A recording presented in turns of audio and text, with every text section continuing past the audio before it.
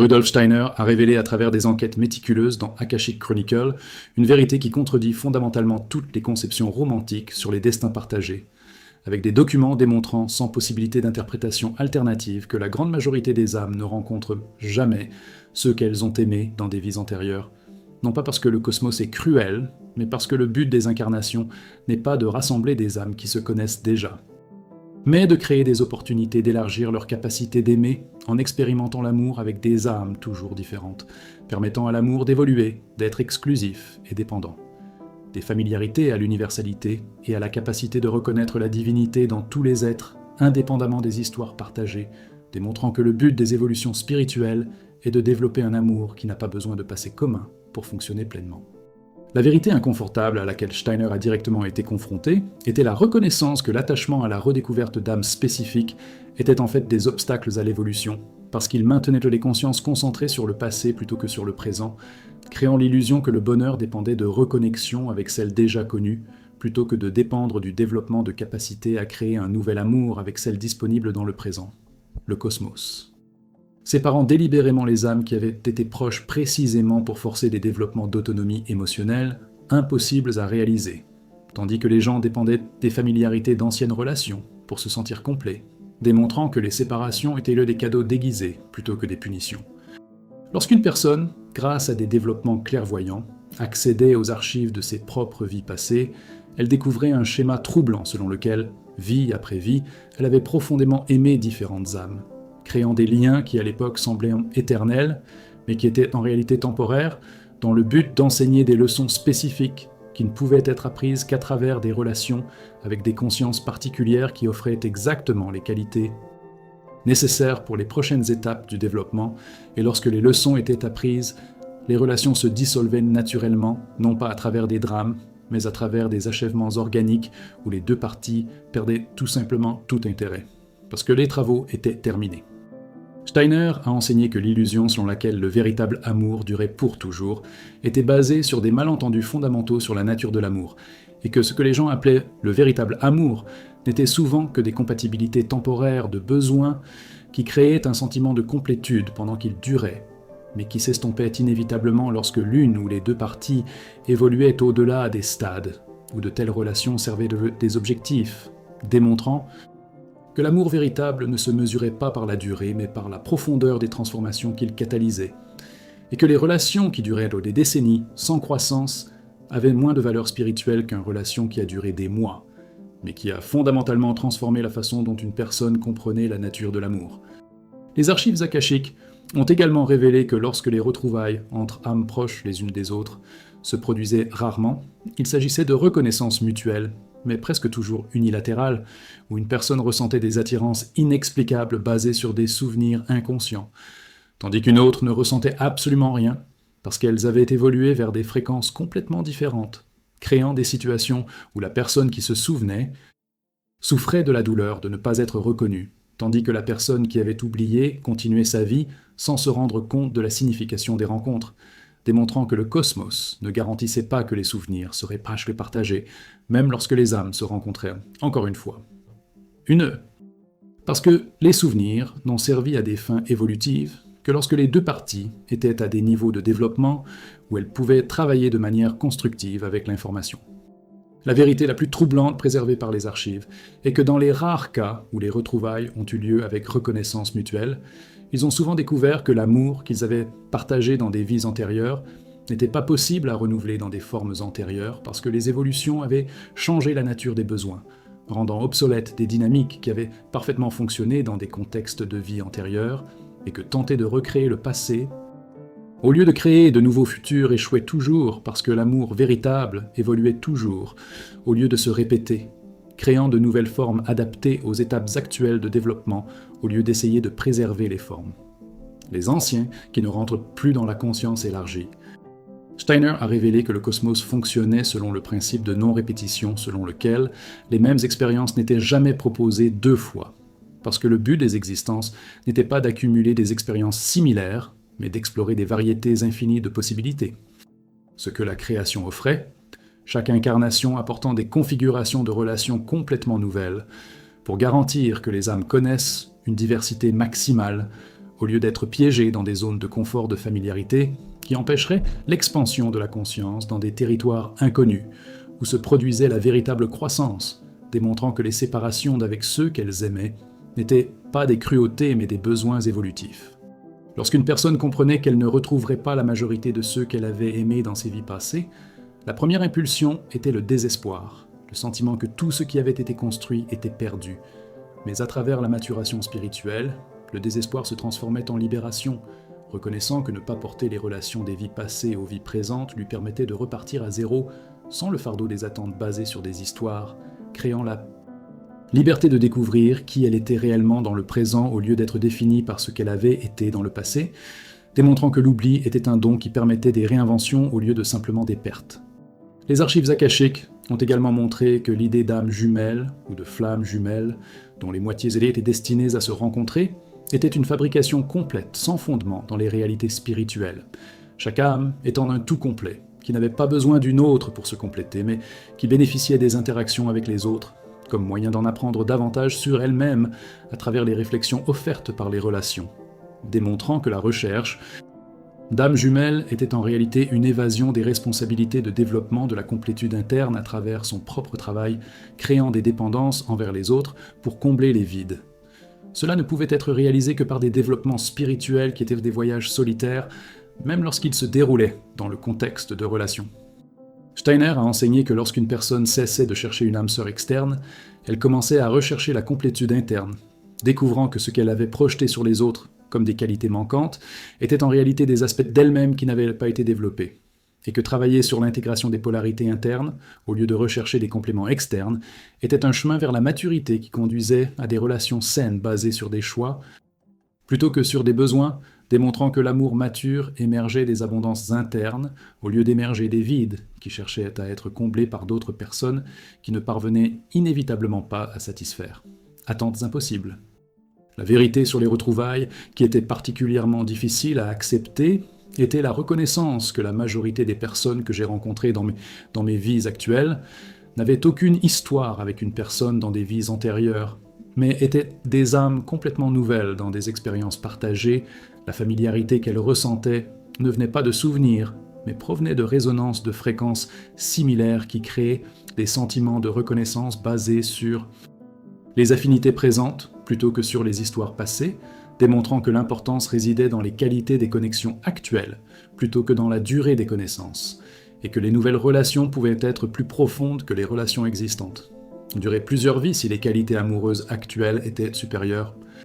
Lorsqu'une personne comprenait que les relations actuelles ne dépendaient pas des histoires passées pour avoir des valeurs, elle était libérée du besoin de chercher des significations dans des coïncidences ou des synchronicités,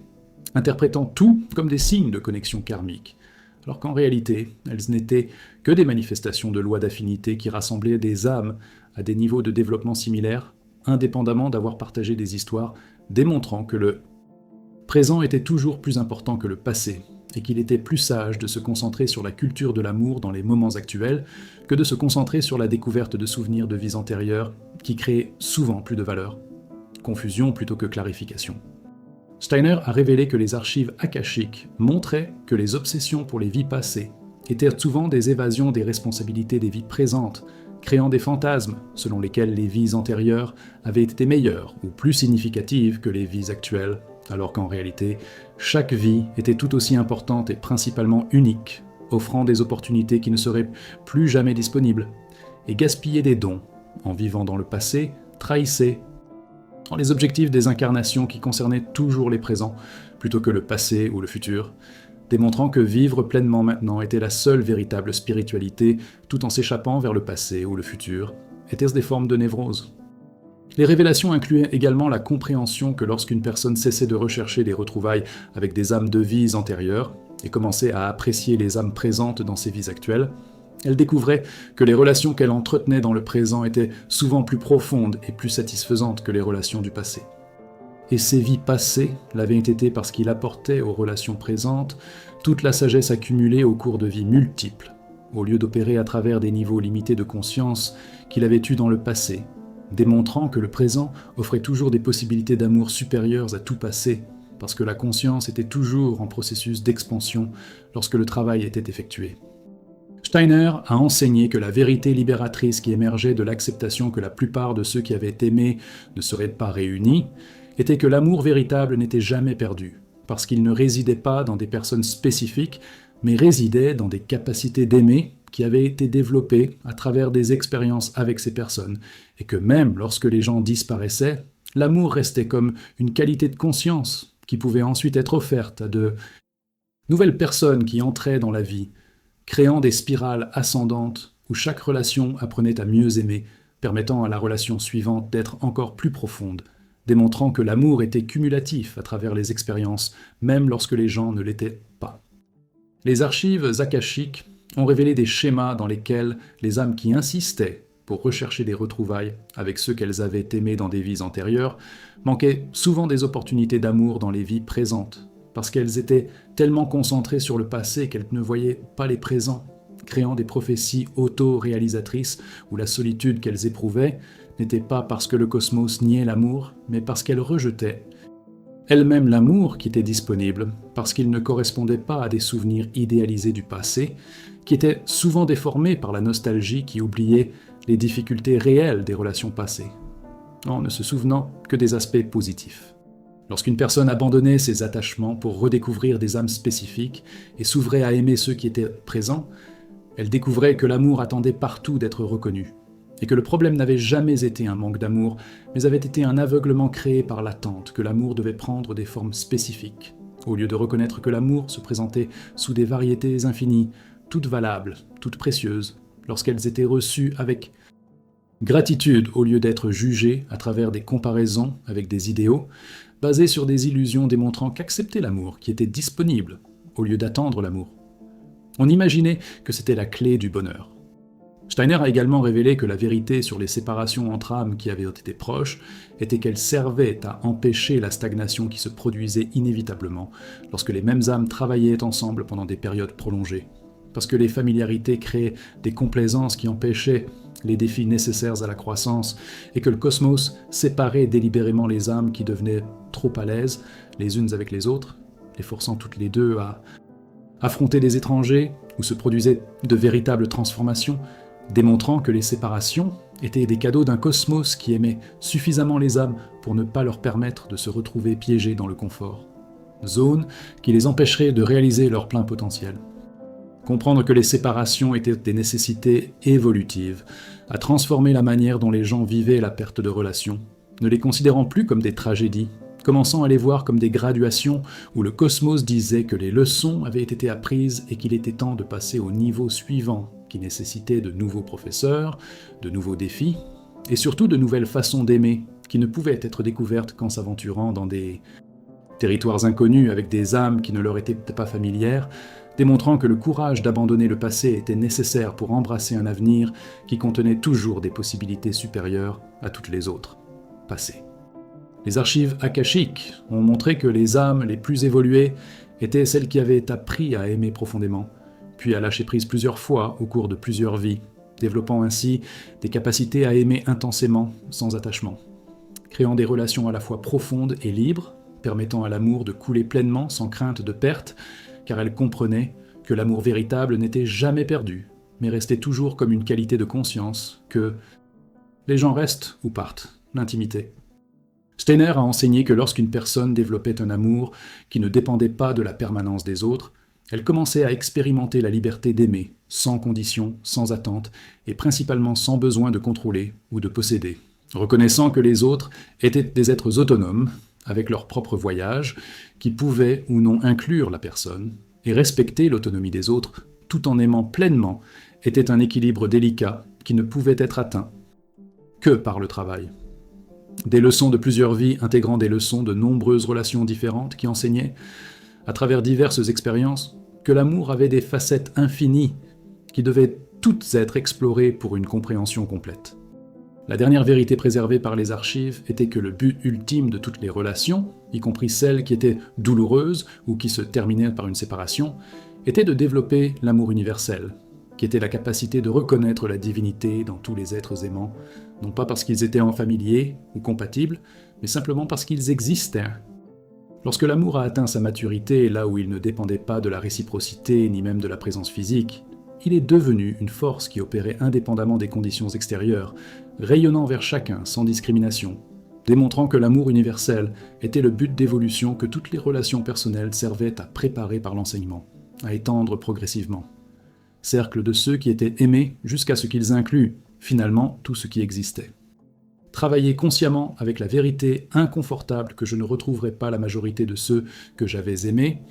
à transformer une personne d'un chercheur de complétude externe en un cultivateur de complétude interne, reconnaissant que le véritable bonheur ne dépendait jamais des autres, mais dépendait toujours des qualités de conscience qui étaient développées, et que les relations étaient des véhicules à travers lesquels les consciences évoluaient, plutôt que des destinations en elles-mêmes, démontrant que lorsque les relations étaient comprises correctement, elles servaient les objectifs de l'évolution plutôt que d'être simplement des sources de gratifications émotionnelles. Éphémères, et surtout qu'ils étaient insuffisants pour satisfaire les désirs profonds des âmes, qui recherchaient l'union avec le divin au lieu de simples unions avec les autres. Rudolf Steiner a offert à travers des révélations sur la vérité la plus inconfortable des récits akashiques sur les retrouvailles,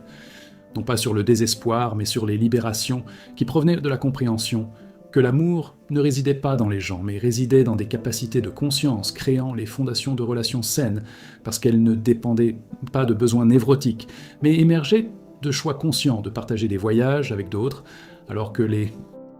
durées étaient appropriées sans attachement lorsque des séparations étaient nécessaires, démontrant que les maturités spirituelles incluaient des capacités d'aimer pleinement et de lâcher prise en reconnaissant que tout était temporaire, sauf l'amour qui était développé,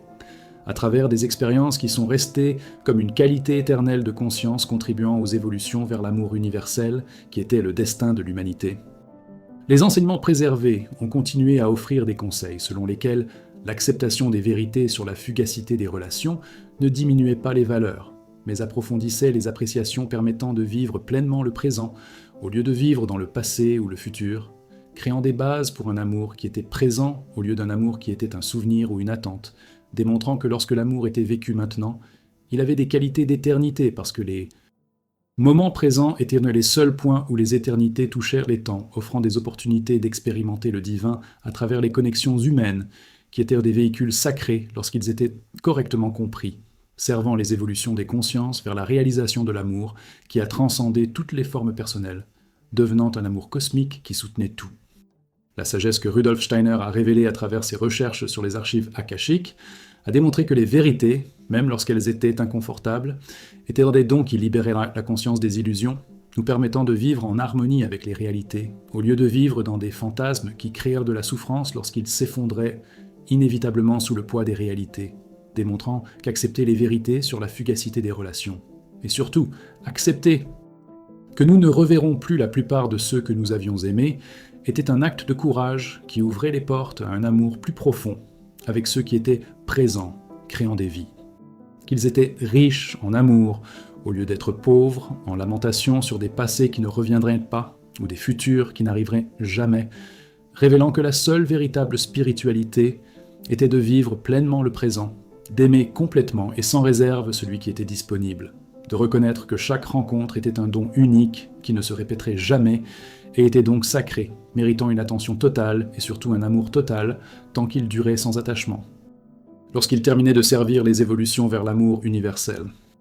Steiner a en outre révélé des révélations, en expliquant que les archives akashiques montraient également que lorsqu'une personne insistait pour croire au mythe de retrouvailles inévitables avec des âmes spécifiques, elle créait des modèles d'auto-sabotage dans lesquels elle rejetait les relations saines disponibles sous forme de cadeaux parce qu'elles ne correspondaient pas à des images idéalisées basées sur des souvenirs déformés ou des fantasmes romantiques sur ce que devrait être l'amour,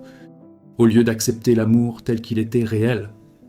L'esprit offert à travers de vraies personnes avec de réelles imperfections qui étaient exactement ce dont la conscience avait besoin pour sa prochaine croissance, démontrant que les attentes irréalistes étaient les plus grands ennemis du bonheur, car elles créaient des impossibilités de satisfaction, même lorsque l'amour était présent, car il ne correspondait jamais à des idéaux basés sur des illusions. Comprendre que chaque relation actuelle était complètement unique, sans précédent dans les vies antérieures, a permis à une personne de s'ouvrir à recevoir l'amour d'une manière qu'elle n'avait jamais imaginée. Élargir les définitions de ce que pourrait être l'amour, au lieu de limiter l'amour à des formes connues, basées sur des expériences passées, créant des possibilités de découvrir des dimensions de l'amour qui étaient complètement nouvelles et enrichissantes. Les révélations incluaient également la compréhension que les séparations entre les âmes servaient non seulement à prévenir la stagnation, mais servaient également à enseigner l'autosuffisance émotionnelle, qui était impossible à développer lorsqu'une personne dépendait des autres pour son bonheur, et que lorsque le cosmos séparait les âmes devenues dépendantes les unes des autres, il offrait à chacune des opportunités de développer des capacités pour être complète seule, plutôt que de demander à moitié qu'une autre le complète, démontrant que l'amour mature ne pouvait émerger que de la complétude, plutôt que d'émerger du vide qu'il recherchait à s'accomplir par des fusions qui étaient en réalité perte d'individualité au lieu d'être de véritables syndicats. Lorsqu'une personne apprenait à être complète seule, elle découvrait que les relations qu'elle formait alors étaient radicalement différentes des relations précédentes, parce qu'elles ne provenaient pas de besoin, mais de choix de partager des abondances avec d'autres qui étaient également complets, créant des unions de force au lieu d'unions de faiblesse, avec deux êtres complets, se réunissant, créant quelque chose qui était exponentiellement plus grand que la somme de ses parties. Tandis que deux êtres incomplets se réunissant, ne créant que des dépendances qui finissèrent par les étouffer tous les deux, démontrant que le travail pour devenir complet seul était plus investissement important, ce qu'une personne pourrait faire pour préparer de futures relations. Steiner a enseigné que les archives akashiques révélaient des schémas dans lesquels les âmes qui avaient développé leur autosuffisance à travers des périodes de solitude consciemment choisies attiraient des relations qualitativement supérieures aux relations précédentes parce qu'elles fonctionnaient selon des principes de partage plutôt que des principes de besoin, des expressions de maturité plutôt que de simples répétitions de modèles immatures.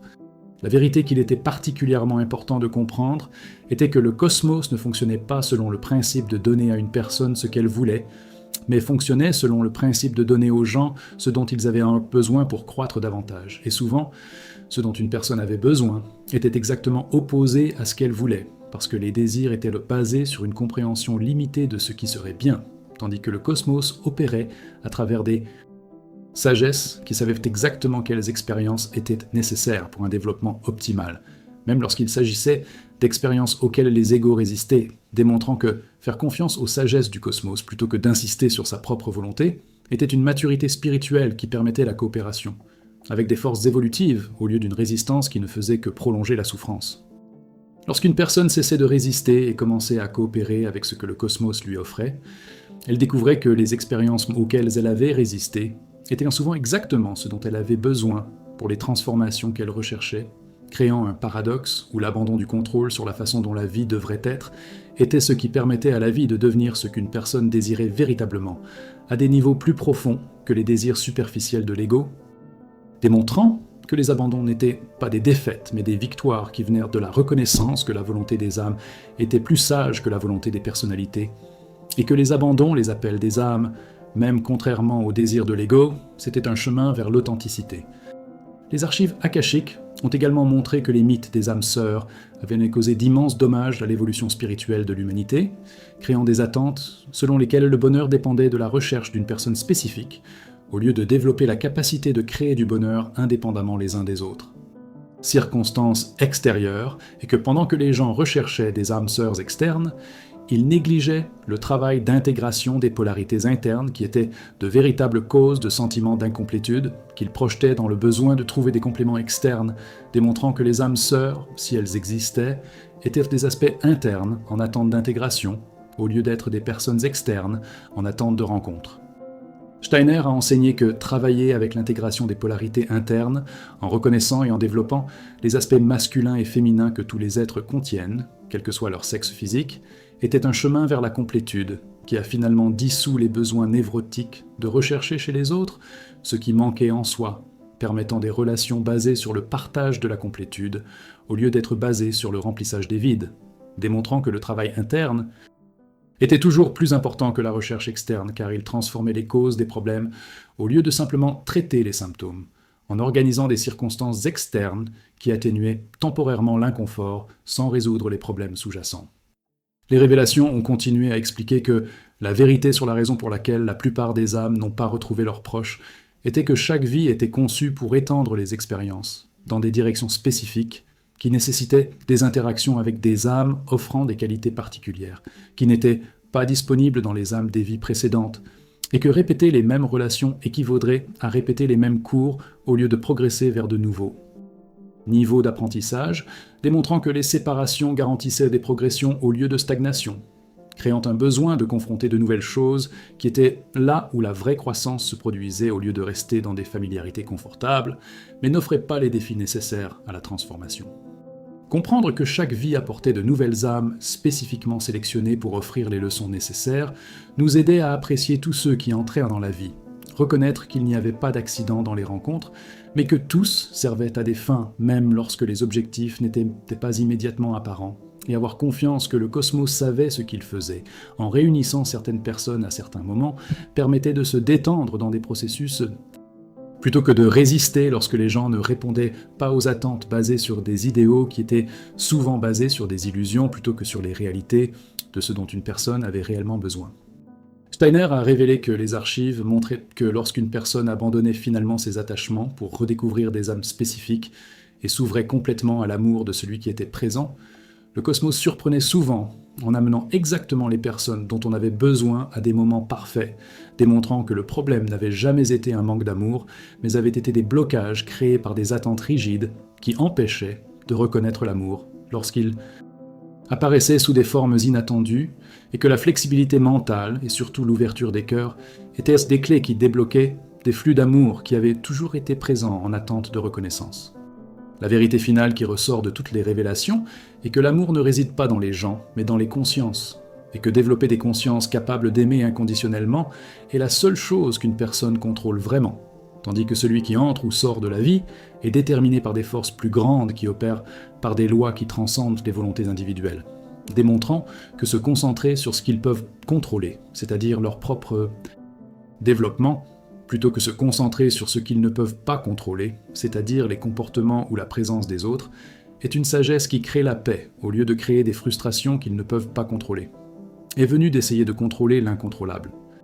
Travailler consciemment avec la vérité que je ne retrouverai pas la plupart de ceux que j'avais aimés a transformé une personne de victime des circonstances en créateur d'expériences. Reconnaissant que, même si je ne pouvais pas contrôler qui venait dans la vie, je pouvais contrôler la façon dont je réagissais à qui apparaissait,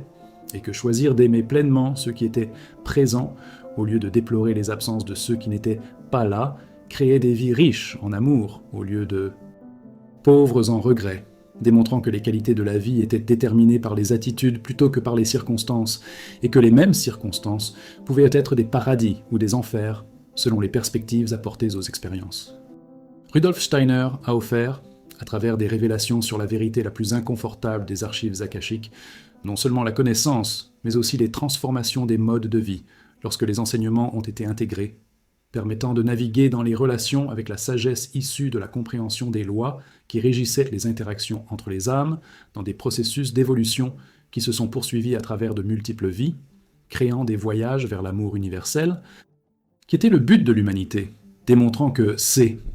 chaque relation était une école où l'amour était pratiqué et affiné à travers des expériences qui enseignaient des capacités d'amour progressivement croissantes jusqu'à ce qu'elles incluent finalement tout ce qui existait, révélant que les séparations étaient temporaires mais que l'amour développé à travers les expériences était éternel, contribuant à des évolutions qui ne finissaient jamais mais se poursuivaient à l'infini. Les enseignements conservés dans les archives akashiques ont continué à servir de guide à toutes les générations d'âmes cherchant à comprendre les mystères des relations, révélant que les vérités, même lorsqu'elles contredisaient les désirs, étaient des dons qui se libéraient lorsqu'elles étaient acceptées avec courage, nous permettant de vivre en harmonie avec les réalités cosmiques, au lieu de vivre dans des illusions qui créaient de la souffrance lorsqu'elles étaient inévitablement confrontées à des vérités. Évolution consciente.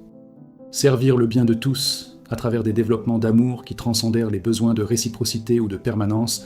devenant un amour qui était une expression des natures essentielles de la conscience, qui s'était éveillé aux vérités selon lesquelles l'amour n'était pas quelque chose qu'une personne faisait, mais était quelque chose qu'une personne était, lorsque les évolutions atteignaient des niveaux où l'amour opérait inconditionnellement vers tous, sans discrimination, servant le bien. Universel dans des voyages à travers les éternités, célébrant les mystères de l'être dans des aventures infinies de conscience, explorant les diversités à travers une multiplicité de relations qui étaient des véhicules à travers lesquels l'amour apprenait à s'exprimer sous toutes les formes possibles, révélant que les séparations étaient des illusions temporaires, tandis que l'amour était la seule réalité éternelle, soutenant tout dans un cosmos vivant, où chaque âme contribuait à des symphonies, d'existence à travers des notes uniques, qui étaient des relations privées qu'elles expérimentaient, créant des harmonies lorsqu'elles étaient comprises comme faisant partie d'un tout plus vaste, au lieu d'être simplement des drames personnels, démontrant que Rudolf Steiner, à travers des révélations, offrait des clés de transformation qui servaient des évolutions conscientes lorsqu'elles étaient vécues de manière authentique. Steiner a poursuivi ses révélations, soulignant que comprendre la fugacité des relations ne créait pas de cynisme, mais créait une profonde appréciation de chaque moment partagé, reconnaissant que précisément parce que rien n'était permanent, tout devenait plus précieux, et que l'envie de vivre pleinement le présent émergeait de la connaissance que les cadeaux étaient uniques et ne se répéteraient jamais, offrant des opportunités qui, si elles n'étaient pas exploitées, seraient perdues à jamais, démontrant que l'acceptation de l'impermanence intensifiait paradoxalement les expériences, au lieu de les diminuer parce qu'elle supprimait les illusions qu'il y en aurait toujours. Être des temps futurs créant des motivations pour vivre pleinement maintenant. Lorsqu'une personne vivait avec la conscience de l'impermanence, chaque rencontre devenait précieuse, chaque conversation devenait significative, et surtout, chaque expression d'amour devenait complète, parce qu'il n'y avait aucune garantie d'avenir. Il n'y avait que des certitudes de cadeaux, qui étaient des cadeaux lorsqu'ils étaient reconnus comme uniques, au lieu d'être tenus pour acquis en supposant qu'ils seraient toujours disponibles, démontrant que la mort, au lieu d'être l'ennemi de l'amour, était une alliée qui enseignait à vivre pleinement, en se rappelant constamment que tout était temporaire, y compris sa propre vie, créant des urgences sacrées à ne pas gaspiller. Des moments de banalité où l'amour était disponible. Les révélations finales offertes par Steiner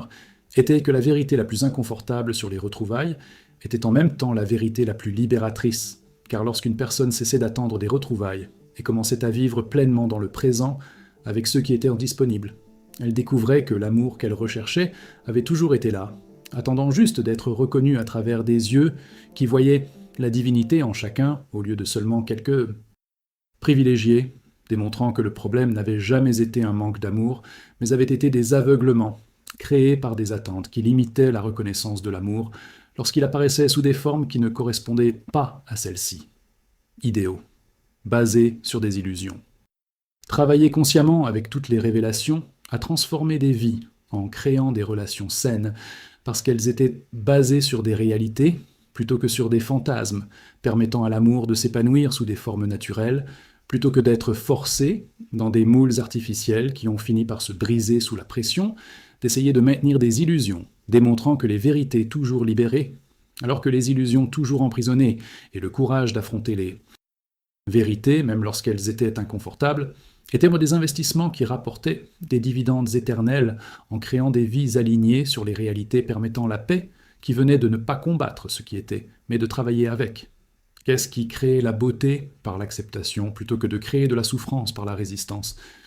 Rudolf Steiner a offert à travers des révélations complètes sur la vérité la plus inconfortable des archives akashiques sur les réunions spirituelles, la sagesse, qui, une fois vécue, a transformé les existences de recherche désespérée de complétude externe en célébration de complétude interne qui ont ensuite partagé l'abondance avec d'autres, créant des relations qui étaient des expressions d'amour mature, au lieu d'être des expressions de besoins immatures, démontrant que les évolutions spirituelles sont toujours passées des dépendances à l'autonomie des besoins de choix et principalement de l'amour, qui emprisonne à l'amour, qui libère, en révélant que le but ultime de tous les voyages, à travers de multiples vies et relations multiples, était de développer l'amour universel qui était la capacité d'aimer tout ce qui existait simplement parce qu'il existait, sans avoir besoin d'histoire ou de compatibilité, créant des consciences qui étaient amour au lieu de simplement faire l'amour au service du bien de tous dans un cosmos vivant, où les séparations étaient temporaires, mais l'amour était éternel, soutenant tout dans des processus d'évolution qui se poursuivaient à l'infini, révélant toujours de nouveaux horizons de possibilités, et surtout toujours de nouvelles profondeurs d'amour, qui étaient simultanément les origines et les destinées de toutes les consciences, participant à des œuvres de création, célébrant les mystères de l'être, à travers des relations qui étaient des véhicules sacrés lorsqu'elles étaient bien comprises au service des développements. Vers un amour qui transcenda toutes les formes personnelles, devenant un amour cosmique opérant à travers des lois que Rudolf Steiner a illuminées, permettant des navigations conscientes à travers les complexités des existences au service des évolutions de l'humanité, dans des voyages éternels, vers la réalisation de potentiels divins, qui étaient des héritages de tous les êtres, dans des processus qui ne se terminaient jamais, mais se poursuivaient à travers les éternités, offrant toujours de nouvelles opportunités d'apprendre à aimer plus profondément, à travers des expériences uniques à chaque instant,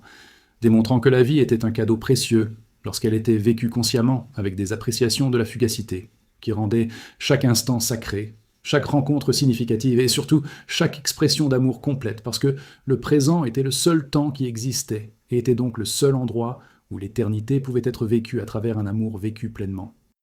Sans réserve, sans peur et surtout sans attachement à des futurs qui ne sont jamais arrivés ou à des passés qui ne sont jamais arrivés. Ils ne sont jamais revenus, révélant que la sagesse résidait dans le fait de vivre pleinement le présent, d'aimer pleinement celui qui était présent, de reconnaître que c'était tout ce qu'il y avait toujours, tout ce qu'il y aurait jamais, et, plus important encore, tout ce qui était nécessaire pour un véritable bonheur qui venait de l'intérieur, plutôt que de circonstances démontrant que Rudolf Steiner, à travers toutes les révélations sur une vérité inconfortable, offrait non pas le désespoir,